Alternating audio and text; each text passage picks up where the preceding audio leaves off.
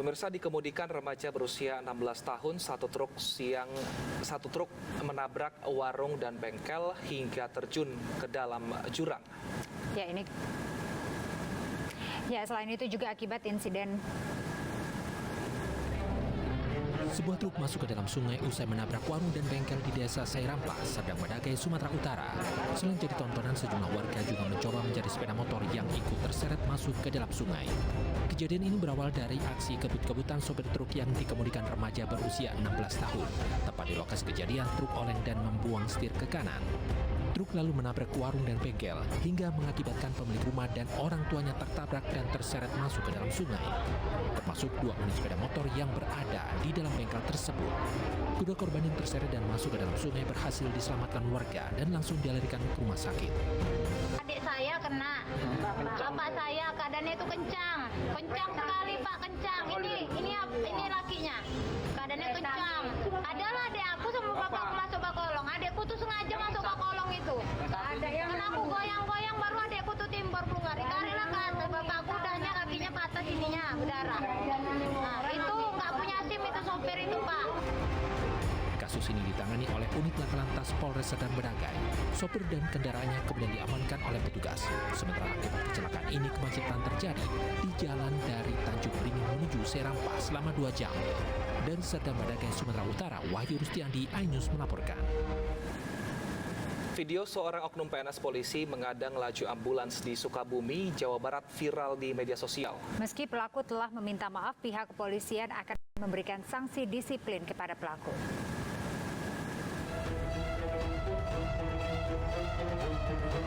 Polres Sukabumi masih memeriksa oknum PNS yang mengadang laju ambulans saat membawa pasien seorang bayi di Jalan Pelabuhan 2, Kecamatan Cikembar, Kabupaten Sukabumi. Wakapolres Sukabumi Bimo Murnanda membenarkan bahwa pelaku merupakan PNS di lingkungan Polres Sukabumi. Meski pelaku telah meminta maaf, pihaknya akan memberikan sanksi disiplin kepada oknum tersebut. Yang bersangkutan sudah minta maaf kepada supirnya dan juga penumpangnya kemarin yang ada di ambulan. Sudah ada musyawarah, sudah minta maaf yang bersangkutan, dan tetap tindakan kita, disiplin kita masih berlaku. Sementara itu, kondisi pasien bayi yang diangkut mobil ambulans saat ini masih menjalani perawatan intensif di rumah sakit karena menderita penyakit hidrosefalus. Atas inisial anak bayi AZ dengan diagnosa diduga hidrosefalus, tapi masih dalam pemeriksaan lebih lanjut apakah betul diagnosanya seperti itu. Nanti kita periksa lagi dengan alat di sini.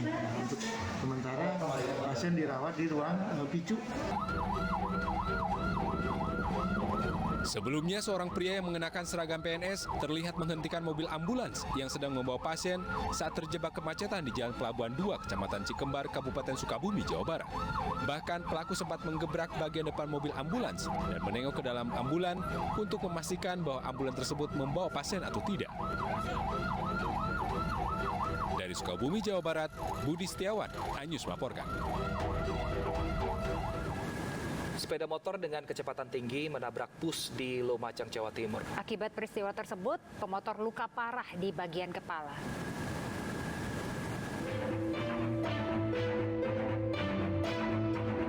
Kamera pengawas merekam detik-detik sebuah sepeda motor menabrak sebuah bus di depan Terminal Mina Koncar, Lumajang, Jawa Timur. Pemotor melaju dengan kecepatan tinggi dari arah selatan, menghantam bagian belakang bus yang berbelok menuju terminal. Akibat kerasnya benturan, pengemudi sepeda motor Irfan Effendi, warga desa Grobokan, luka parah di bagian kepala. Sampai saat ini kami sudah melakukan pemeriksaan yang mana diduga awal terjadi kelalaian salah satu dari kendaraan. Masih tahapan pemeriksaan. Kondisi korban saat ini masih dalam penanganan medis. Memang di kawasan tersebut seringkali terjadi laka lantas, sehingga itu termasuk jadi atensi kami juga untuk upaya penanganan di wilayah tersebut. Polisi telah mengamankan barang bukti kecelakaan, yaitu sebuah sepeda motor dan bus laju jurusan Jember, Surabaya. Dari Lumajang, Jawa Timur, Yayan Nugroho, iNews melaporkan. Satu orang tewas akibat dua bus tabrakan di Purworejo, Jawa Tengah. Tabrakan terjadi saat salah satu bus ingin mendahului namun tidak melihat kendaraan di depannya.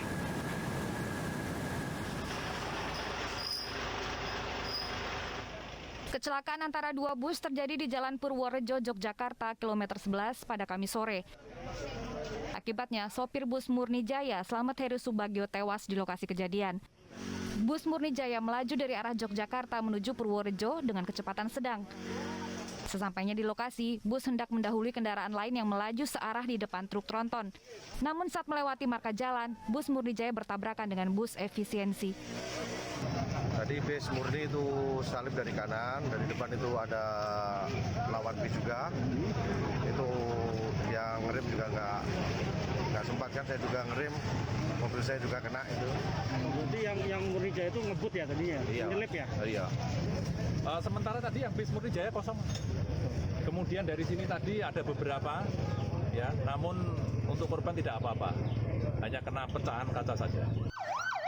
Sopir bus efisiensi Udi Ruspendi luka-luka dan saat ini dirawat di RSUD Dr. Citro Wardoyo, Purworejo bersama dengan beberapa penumpang yang juga terluka.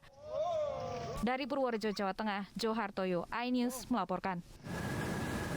Kita ke informasi selanjutnya, pemirsa. Kolonel Prianto, penabrak sejoli di Nagrek, Bandung, Jawa Barat, dituntut hukuman penjara seumur hidup. Prianto dinilai bersalah melakukan pembunuhan berencana, penculikan, dan pembuangan mayat.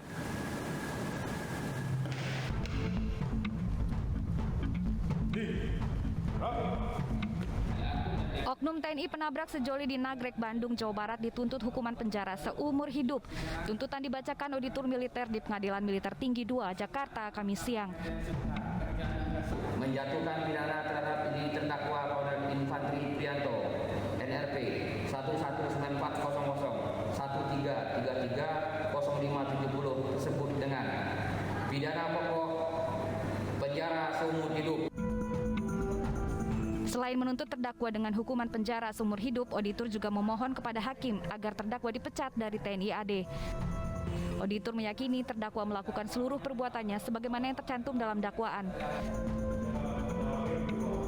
Seperti diuraikan tadi, sebetulnya dia punya waktu berpikir untuk mengurungkan semua niatnya, melakukan pembunuhan ini atau membuang mayat atau membuang saudara Hadi ini.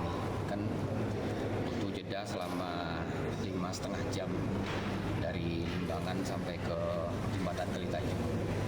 Nah, untuk memberikan cukup waktu saatnya untuk mengurungkan, tapi yang dilakukan malah justru membuang kedua korban.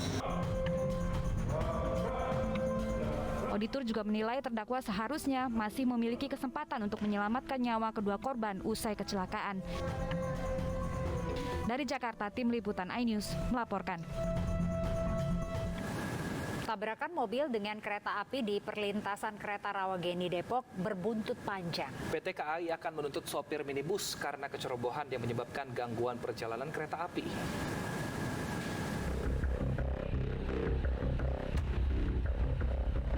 Tabrakan antara kereta api dengan sebuah mobil di perlintasan Rawageni, Depok, Jawa Barat menyebabkan kerusakan pagar pembatas sepanjang rel kereta.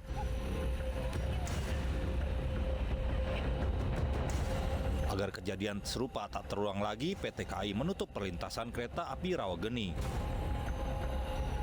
Bukan itu saja, PT KAI juga akan menuntut sopir mobil karena tidak mendahulukan perjalanan kereta api sehingga menyebabkan terjadinya gangguan perjalanan dan rusaknya sarana. Sementara itu, sopir minibus Ahmad Yasin membantah tuduhan dan mengaku tidak bersalah. Yasin melintas karena pintu perlintasan terbuka. Nggak ada palang pintu yang turun. Saya tuh udah sempat lewat beberapa meter gitu kan. Saya putar balik karena mengikuti arah map kan. Begitu saya balik, ya kan palang pintu tuh memang terbuka. Kecelakaan pada Rabu pagi menyebabkan kerusakan fasilitas kereta api dan gangguan perjalanan kereta api Bogor-Jakarta. Akibatnya sejumlah penumpang terlantar. Dari Depok, Jawa Barat, Iyung Rizky, iNews melaporkan.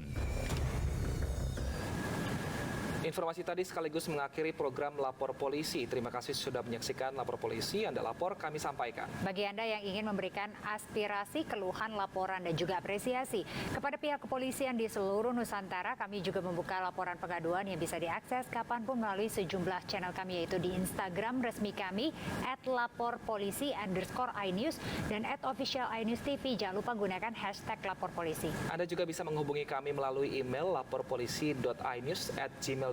Bersama saya Wilson Purba. Dan saya Rizka Amelia pamit undur diri. Sampai jumpa. Lapor Polisi, Anda lapor, kami sampaikan.